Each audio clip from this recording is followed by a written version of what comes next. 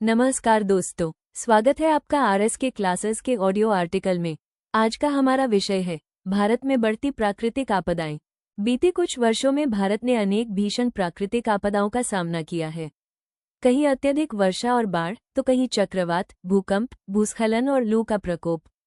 इन आपदाओं की आवृत्ति, तीव्रता और विनाशकारी प्रभाव लगातार बढ़ते जा रहे हैं। यह विषय केवल पर्यावरण से जुड़ा नहीं है, बल्कि यह भारत की सामाजिक, आर्थिक और नीतिगत संरचनाओं की भी परीक्षा लेता है।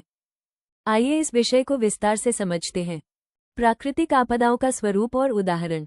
प्राकृतिक आपदाएं वे घटनाएं होती हैं जो पृथ्वी की प्राकृतिक प्रक्रियाओं में असंतुलन के कारण उत्पन्न होती हैं। भारत की भौगोलिक विविधता के कारण यहाँ अनेक प्रकार की प्राकृतिक आपदाएं समय समय पर देखी जाती हैं। 1. बाढ़। हर वर्ष असम, बिहार, उत्तर प्रदेश और केरल जैसे राज्यों में बाढ़ की स्थिति गंभीर रूप ले लेती है।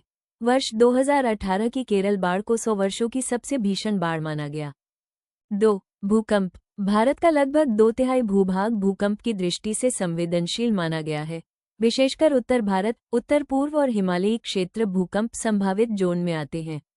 3. चक्रवात। बंगाल की खाड़ी और अरब सागर में उत्पन्न होने वाले चक्रवात, जैसे अम्फान, ताउते, यास, तटीय राज्यों जैसे ओडिशा, आंध्र प्रदेश, गुजरात को व्यापक रूप से प्रभावित करते हैं। 4. भूस्खलन। उत्तराखंड, हिमाचल और पूर्वोत्तर राज्यों में अत्यधिक वर्षा और अनियंत्रित निर्माण के कारण भूस्खलन की घटनाएं अक्सर देखी जाती हैं। 5. लू और हीटवेव। उत्तर भारत, राजस्थान और मध्य भारत में गर्मियों के मौसम में अत्यधिक तापमान और लू के कारण जन धन की हानि होती है। 2023 में दिल्ली का तापमान 49 डिग्री सेल्सियस तक दर्ज किया गया, जो एक गंभीर चेतावनी है। अब जानते हैं इन बढ़ती आपदाओं की प्रमुख चुनौतियां और कारण। भारत में प्राकृतिक आपदाओं की तीव्रता बढ़ने के पीछे कुछ गहरे कारण निहित हैं। 1. जलवायु परिवर्तन। वैश्विक तापमान में वृद्धि के कारण मौसम चक्र असामान्य हो चला है। 2. अनियोजित शहरीकरण। जल निकासी, हरित क्षेत्र और नदी तटों पर हो रहे अतिक्रमण से बाढ़ की तीव्रता बढ़ जाती है। 3. वनों की अंधाधुंध कटाई। पारिस्थितिक संतुलन भंग होता है और भूस्खलन जैसी घटनाएं बढ़ जाती हैं। 4. पूर्व चेतावनी प्रणाली की कमी। ग्रामीण और पर्वतीय क्षेत्रों तक समय पर अलर्ट नहीं पहुंच पाता। 5. आपदा प्रबंधन में समन्वय की कमी। केंद्र और राज्य एजेंसियों के बीच स्पष्ट भूमिकाओं का अभाव अक्सर राहत कार्य को प्रभावित करता है। 6. वंचित वर्गों पर प्रभाव। गरीब, महिलाएं, वृद्ध और बच्चे आपदाओं से सर्वाधिक प्रभावित होते हैं। समाधान। क्या किया जा सकता है? भारत को एक आपदा प्रतिरोधी राष्ट्र बनाने हेतु निम्नलिखित उपाय आवश्यक हैं। पूर्व चेतावनी प्रणाली को सुदृढ़ करना। आपदा प्रतिरोधी अधोसंरचना का निर्माण, जैसे भूकंपरोधी भवन, जल संचयन, हर एक क्षेत्र। स्थानीय निकायों और पंचायतों को प्रशिक्षण। स्कूल स्तर पर आपदा शिक्षा अनिवार्य करना।